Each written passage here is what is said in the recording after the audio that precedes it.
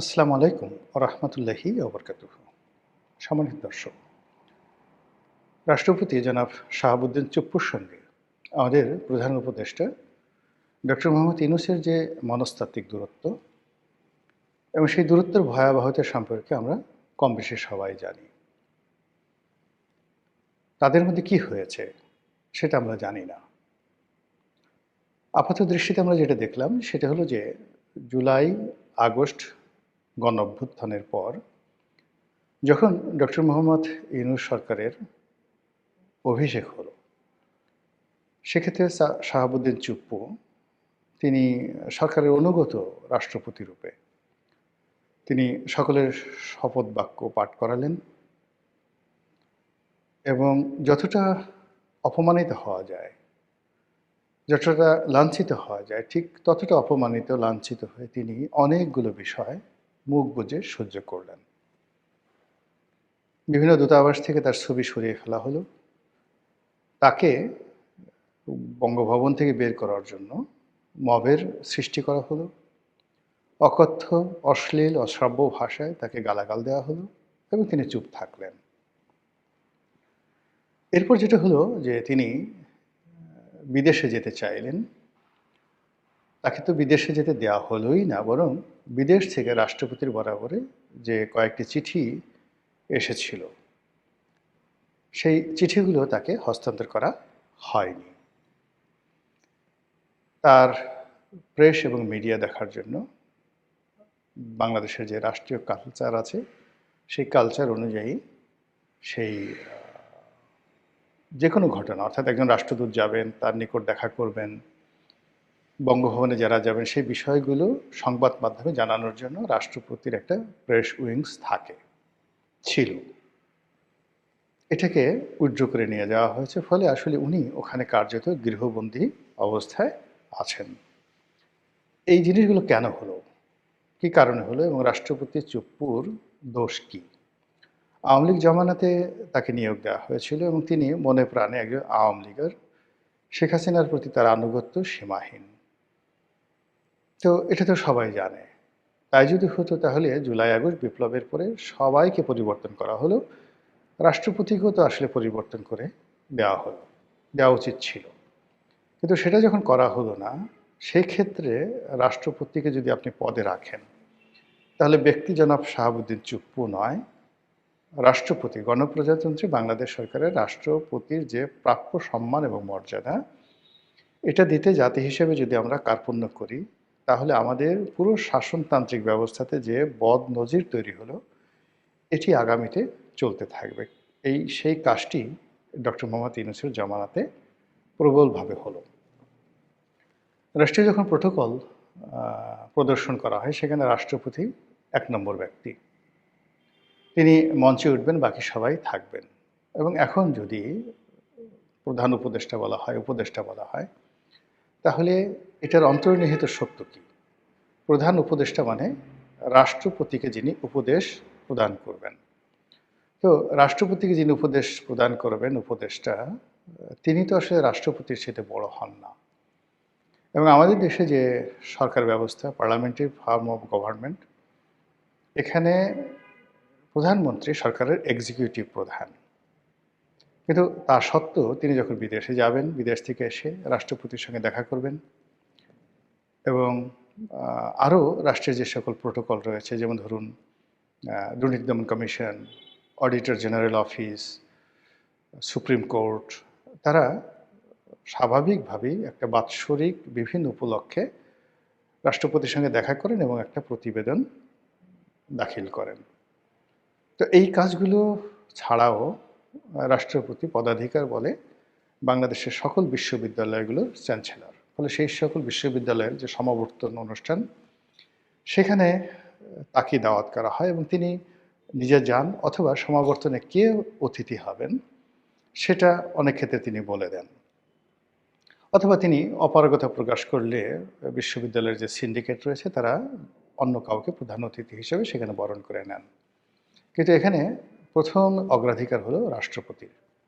আমাদের দেশে গত ১৫ মাসে এই যে রাষ্ট্রপতির যে ইনহ্যারেন্ট পাওয়ার, বিশ্ববিদ্যালয়গুলোতে গিয়ে তিনি সমাবর্তন অনুষ্ঠানে বক্তৃতা দিবেন, সেটি হয়নি।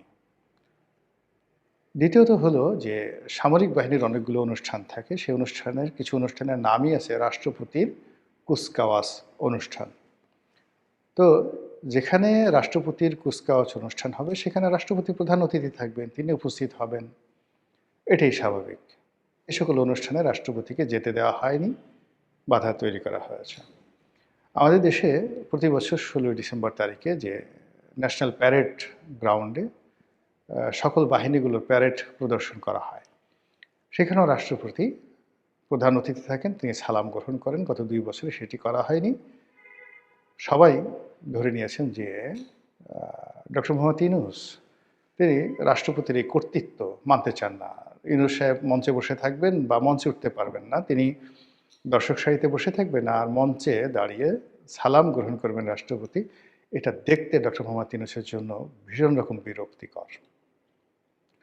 ফলে এই জিনিসগুলো হয়নি। আর আমরা ধরে নিয়েছি যেহেতু এটা একটা ডক্টর ইউনূসের জমানা, আগে যেভাবে শেখ হাসিনার কথা মতো সব কিছু হতো, এখন ডক্টর মোহাম্মদ ইউনূসের কথা মতো সব কিছু হবে, এটাই স্বাভাবিক। কাজেই ডক্টর মোহাম্মদ ইউনূস যতদিন ক্ষমতায় আছেন ততদিন জনাব শাহাবুদ্দিন চুপ্পু তাকে বঙ্গভবনে চুপচাপ থাকতে হবে এবং যত অপমান, লাঞ্ছনা, গঞ্জনা যা কিছু রয়েছে সেটা হাসি মুখে মেনে নিতে হবে এবং সরকারের পক্ষ থেকে যে সকল কাগজ যাবে, পত্র যাবে, দলিল যাবে, দস্তাবেজ যাবে, তিনি কোনো রকম প্রশ্ন না করে সেগুলো দস্তখত করে দিবেন। এটা যখন স্বাভাবিক, ঠিক সেই সময়টাতে আমরা দেখলাম যে বঙ্গভবনের সানাই নহবত আবার বেজে উঠল।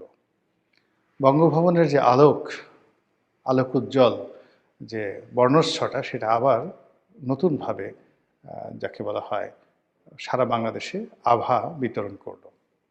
আর সেই ঘটনাটা ঘটল বাংলাদেশের নতুন প্রধান বিচারপতি তার অভিষেক বা শপথ গ্রহণ অনুষ্ঠানকে উপলক্ষ করে।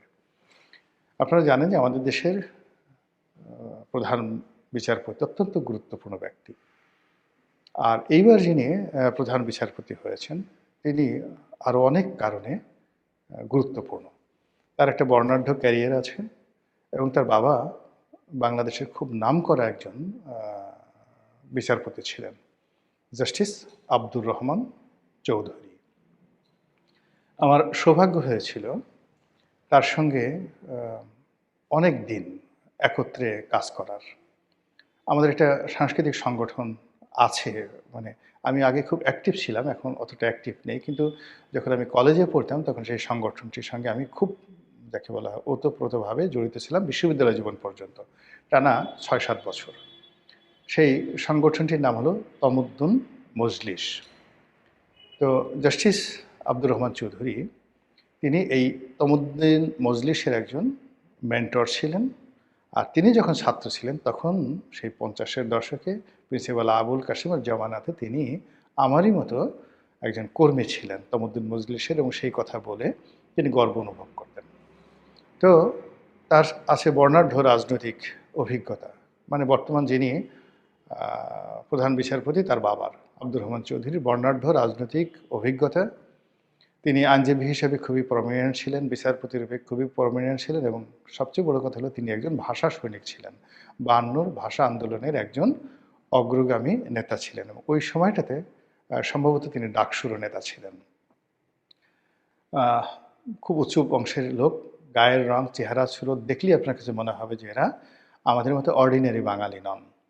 তো সেই ভদ্রলোকের সন্তান এখন বাংলাদেশের প্রধান বিচারপতির ছেলে বিচারপতি। তো সেই দিক থেকে এই যে তার যে উচ্চ আদালতে তার যে অভিষেক, এটা দ্বিতীয় প্রজন্ম। তার বাবা প্রথম প্রজন্ম, তিনি দ্বিতীয় প্রজন্ম। আর অন্য একটা বক্তব্যে তিনি বলেছেন যে আইনজীবী হিসাবে এটি তিনি তৃতীয় প্রজন্ম। সম্ভবত তার দাদাও খুব বড় আইনজীবী ছিলেন, তিনি বিচারপতি হননি কিন্তু আইনজীবী ছিলেন। তো তৃতীয় প্রজন্মের আইনজীবী আর দ্বিতীয় প্রজন্মের বিচারপতি। আর মাশাআল্লাহ তার যে চেহারা ছিল তার বাবার মতোই অসম্ভব সুন্দর। এবং আমার মানে আরও ভালো লাগছে যে আমি ঢাকা বিশ্ববিদ্যালয়ের যে ডিপার্টমেন্টের ছাত্র ছিলাম আইন বিভাগের, বর্তমান বিচারপতি সেই বিভাগেরই অগ্রজ বড় ভাই। তো এই মানুষটির অভিষেক অনুষ্ঠান হলো বঙ্গভবনে, এবং সেই বঙ্গভবনের অনুষ্ঠান উপলক্ষে বাংলাদেশের যে গত ১৬-১৭ মাস ধরে যে কোর্স অফ অ্যাকশন বঙ্গভবন কেন্দ্রিক কোর্স অফ অ্যাকশন এটি রীতিমতো উল্টে গেল। আমরা দেখলাম যে প্রধান বিচারপতির অভিষেক উপলক্ষে সেখানে যাকে বলা হয় রাষ্ট্রপতি, যেখানে মেহমানে আজিম, মেন্টর, প্রধান ব্যক্তি, রাষ্ট্রের কর্তা ব্যক্তি, এটাকে মেনে নিয়ে ডক্টর মোহাম্মদ ইউনূস সেখানে উপস্থিত হলেন। যথারীতি তিনি শপথ বাক্য পাঠ করলেন। তিনি সম্মুখ সারিতে, দর্শক সারিতে বসে রইলেন। যখন জাতীয় সঙ্গীত হলো, মানে বঙ্গভবনের যে নর্মাল প্রোটোকলগুলো হলো, সেই প্রোটোকলে তিনি অর্থাৎ রাষ্ট্রপতি একেবারে অন্য সময়গুলোতে তার গুড ডেজে যেভাবে তিনি দায়িত্ব পালন করতেন ওইভাবে দায়িত্ব পালন করলেন। আর একজন অনুগত প্রধান উপদেষ্টা রূপে ডক্টর মোহাম্মদ ইউনূসের যেভাবে আনুগত্য দেখানো দরকার ছিল ঠিক সেইভাবে তিনি আনুগত্যটা দেখালেন। এখন প্রশ্ন হলো যে হঠাৎ করে ডক্টর মোহাম্মদ ইউনূসের কী হলো? তিনি এখানে কেন গেলেন? না গেলে কি হতো? বা তিনি এখানে কেন গেলেন? এই প্রশ্নের জবাবের উপরে আগামী ২ মাস ২.৫ মাসের রাজনীতির যে ভবিষ্যৎ এটা নির্ভর করবে। দ্বিতীয়ত হলো যে জনাব শাহাবুদ্দিন চুপ্পু, তার মধ্যে যে দৃঢ়তা দেখা গেল, তিনি পুরো অনুষ্ঠানে যেভাবে মুচকি মুচকি হাসছিলেন, ফলে এটাকে একটা নেহায়েত অনুষ্ঠান বা ওই দিনের জন্য এই ঘটনাটা ঘটেছে, দ্বিতীয়বার ঘটবে না, এরকম মনে হয়নি। মনে হলো যে উনি প্রাণ ফিরে পেয়েছেন। এবং বঙ্গভবন যেভাবে সাজানো হয়েছে, যেভাবে পানির ফোয়ারাগুলো সেখানে যাকে বলা হয় সেই উৎসরিত করছিল, ফোয়ারা রূপে পানি যেভাবে ছিটাচ্ছিল, ওখানে যারা মেহমান ছিলেন, উপস্থিত ছিলেন, সব মিলিয়ে মনে হচ্ছে যে বঙ্গভবনের যে ক্ষমতা, সেই ক্ষমতা নড়াচড়া করছে।